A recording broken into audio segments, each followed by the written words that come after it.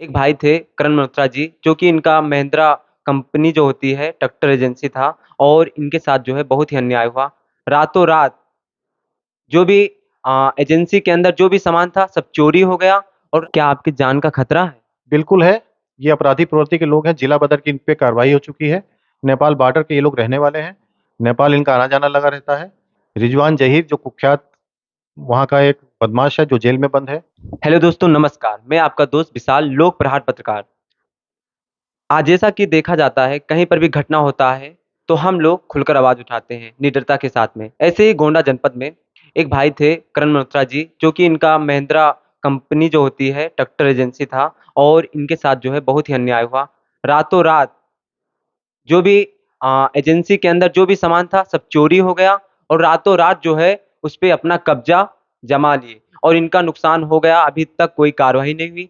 साथ में भाई साहब बता रहे हैं कि वहाँ के जो नगर कोतवाली जो ये सच्चो थे, उन्होंने विपक्ष से पैसा लेकर हमको करीब 10 घंटे थाने में बैठा रखा था और हमारे ऊपर फर्जी करीब 5 धाराओं में मुकदमा दर्ज कर दिया।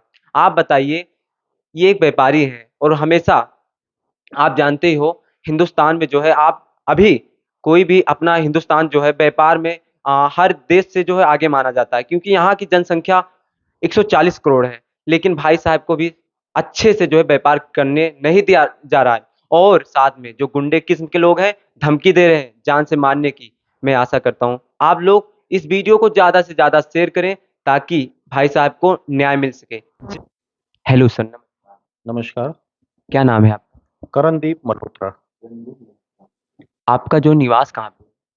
हमारा निवास स्टेशन रोड गोंडा पे है। और जो हमारा शोरूम है जिस पे कब्जा हुआ है वो हमारा निवास गली के अंदर है। उससे करीब 50 मीटर आगे मेन रोड पे हमारा दुकान है।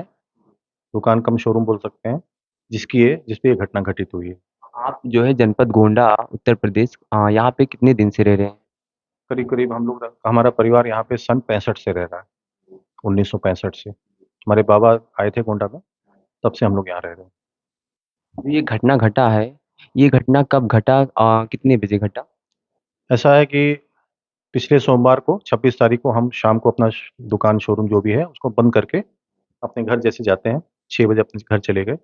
और मंगलवार मैं सुबह जब आया, हमारे साथ में हमारा स्टाफ था, जब शोरूम पे पहुंचे देखा वहाँ पे हमारे ताले तोड़ के नए ताले लगे हुए हैं। और जब मैंने उन तालों के बाबत जानकारी की तो कोई सामने नहीं आया।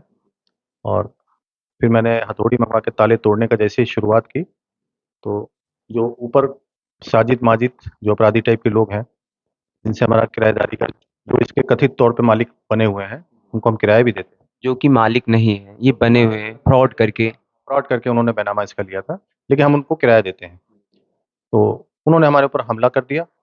मैं और मेरा चपरासी केवल था। मारा पीटा, विवाद हो गया। उसी में मेरी पत्नी आ गई, मेरी माता आ गई 75 वर्षीय, उनके साथ भी इन्होंने दुर्व्यवहार किया। इसी बीच में पुलिस आ गई जो हमको ले गई कोतवाली, उनको भी ले गई। और वहाँ पर यही पुलिस ने हमसे बोला कि ताला हमने लगवाया नहीं तो हम खुलवाएंगे कैसे, और आप जाइए कोर्ट वोर्ट से लाइए कोई आदेश। जबकि हमारा उनका एक किराएदारी का वाद जो है वो लंबित है। उसके लिए मैंने कोर्ट से सवाल जवाब बनवाया है।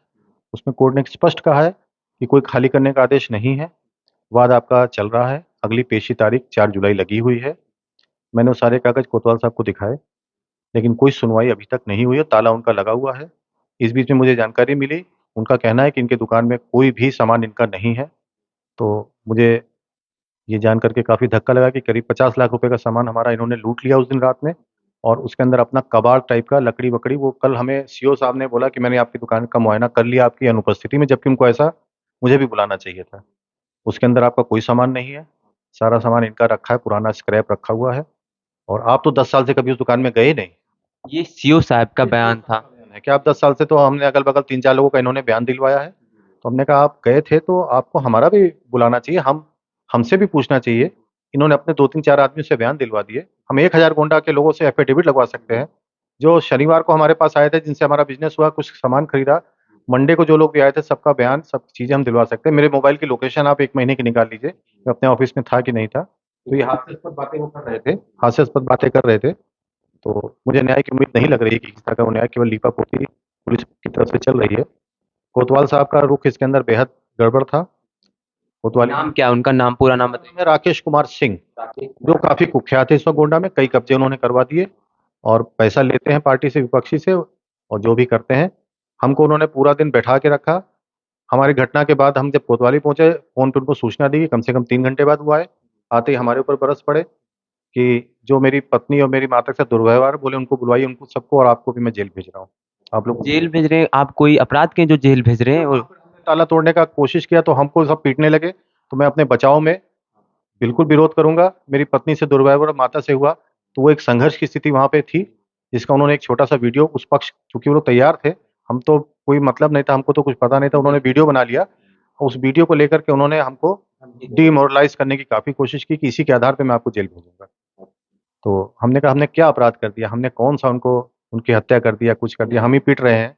तो हम आपको, अगर वो मारेंगे, हमारी पत्नी को मारेंगे, तो मैं आगे से जरूर संघर्ष करूंगा सेल्फ उसमें। तो वही उसको लेकर के फाइनली उनके ऊपर क्रॉस एफआईआर उन्होंने की। हमारे तहरीर के ऊपर 3 धाराएं मामूली उनके ऊपर लगाई, मेरे ऊपर 5 धाराएं लगाई। कौन कौन सा धाराएं लगाई? मेरे ऊपर 303, 504, 302?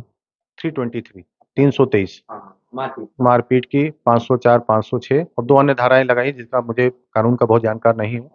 तो 2 अन्य कोई धाराएं लगाई हैं। वो भी जो मारपीट से रिलेटेड है। और उसके बाद शाम को मुझे कहा कि आप जाइए, ताला नहीं खुलेगा आपका। कोर्ट का आदेश वगैरह उठा के उन्होंने साइड में रख दिया। तो अभी मैंने प्रश्नोत्तरी बना ली, जिसमें स्पष्ट है, इसके आगे कोई जवाब नहीं उनके पास, लेकिन अभी तक मेरा ताला बदस्तूर लगा हुआ है और मैं न्याय के लिए इधर से उधर भटक रहा हूँ। आपने जब एसपी सर के पास गए और वहां से आपने कोतवाल की जो शिकायत करने के बाद वहां पे आपको क्या आश्वासन दिया गया? पूरा बताइए लोक प्रहार दर्शकों को और यहाँ के गोंडा के दर्शकों को। मैं जब शुक्रवार को कप्तान साहब से मिला, मंगलवार की घटना है, शाम तक मैं कोतवाली में फंसा रहा, इन्होंने मुझे जाने नहीं दिया। बुधवार को शायद कप्तान साहब जिले से बाहर थे। बृहस्पति को बकरीद की वजह से कप्तान साहब से मुलाकात नहीं हुई, मैं पूरे दिन प्रयास करता रहा। शुक्रवार को मुझे कप्तान साहब मिले, उनका रुख बहुत अच्छा था, बहुत उन्होंने हमारी बात को तवज्जो दिया और उन्होंने, कप्तान साहब ने तुरंत कोतवाल साहब को फ़ोन किया और उनसे पूछा कि आपने कब्जा परिवर्तन किस आधार पे करवाया, कोई कोर्ट का आदेश था? इसका उनके पास कोई जवाब नहीं था कोतवाल साहब के पास।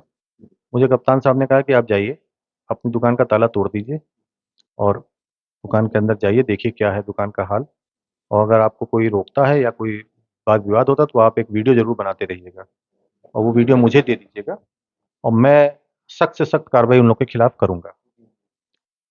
हम गए जैसे, तो हमने सोचा कि जैसे हम दुकान के सामने रुके, ये लोग फिर ऊपर से 10, 12, 15 लोग उतर आए। ये लोग गए नहीं थे, यहीं पर उपस्थित थे? हाँ, ये लोग, क्योंकि बकरीद भी थी इन लोग की, तो ये लोग लगातार जमे हुए थे, क्योंकि मामला गरमाया था, उनको लगा कि फिर से ये लोग कुछ, कोई ऐसा आदेश ले आए। ये सब ऊपर से उतर आए और लाल-लाल आँखों से हम सब घूरने लगे हमको। असलहे इन लोग के पास हमेशा रहते हैं, ये सब पचपेड़ा साइड के गुंडे थे। तो हमने कोतवाल साहब को फ़ोन किया कि हाँ, कप्तान साहब ने हमको निर्देश दिया है कि आप ताला खोल करके और अपनी दुकान के अंदर जाइए। आपने कोतवाल सर से बोली? कोतवाल साहब से हमने कहा कि एक दरोगा, एक सिपाही भेज देते तो अच्छी बात रहती। अभी कोई बड़ी घटना यहाँ पे घट जाए, हम तो सीरियस, उसका जिम्मेदार कौन होगा? मुझे अभी मार डाले, मेरे छोटे-छोटे बच्चे हैं। तो कोतवाल साहब ने कहा कि ऐसा आप कुछ मत करिए, मैं कप्तान साहब से बात कर रहा हूँ, आप ताला नहीं खोलेंगे। मतलब उनसे सीनियर ऑफिसर है, उनसे वो बात करेंगे? बात करेंगे। हमने कहा मुझे स्पष्ट कप्तान साहब ने बोला, बोले नहीं, नहीं, कुछ नहीं, अगर आपको बहुत करना है तो अपना ताला एक ऊपर से लगा दीजिए। हमने कहा ये कोई न्याय नहीं हुआ, हमारी दुकान लूट ली गई है और कप्तान साहब ने बोल भी दिया है। बोले नहीं, आप रुकिए, मैं कप्तान साहब से बात कर रहा हूँ। 10 मिनट के बाद इनका फ़ोन आता है, कप्तान साहब को मैंने बोल दिया है, वो, उन्होंने मुझे आदेश किया है कि उनको बोलिए ताला ना तोड़ें और सारे कागज़ लेकर के दोनों पक्षों को बुला लीजिए। तो मैं भाग के फिर कप्तान साहब के पास गया, तब तक वो कहीं आवश्यक कार्य से जा चुके थे। तब से अभी तक मेरा कोई उनसे संपर्क नहीं हुआ है, नहीं हुई, और ताला मेरी दुकान में उनका कब्जा है, सारा सामान लूटा है, जो मुझे आज तत्काल दिलवाया जाए, मेरी एफआईआर दर्ज की जाए, उन लोग को गिरफ्तार, लूट की धाराओं में गिरफ्तार किया जाए और पूछा जाए कि कौन लोग थे और इनके प्रीमाइसेस की अचानक से तलाशी ली जाए। ये लोग अभी भी यहीं रुके हुए हैं, असलहों से लैस हैं। मैंने कोतवाल साहब से बार-बार कहा कि इनको तुरंत पकड़िए सबको और सबकी तलाशी इनके घर की लीजिए। आपको 3 से 4 अवैध असलहे मिलेंगे, जो पिस्टल इन्होंने मुझे दिखाया था, इनके भाई ने, सब आपको मिलेंगे। कोतवाल साहब ने कोई कार्रवाई नहीं की इस तरह की। क्या कोतवाल सर जो हैं आपके जनपद, जो भी नगर कोतवाली में भी उनका पोस्टिंग है, क्या आपको लग रहा है वो रिश्वत ले रखे हैं विपक्ष की पार्टी से? मैं खुलेआम आरोप लगाता हूँ कि उन्होंने 5 लाख रुपए इस प्रकरण में इस पार्टी से ले रखा है और मैंने कोतवाल साहब को भी ये चीज़ बोल दी थी।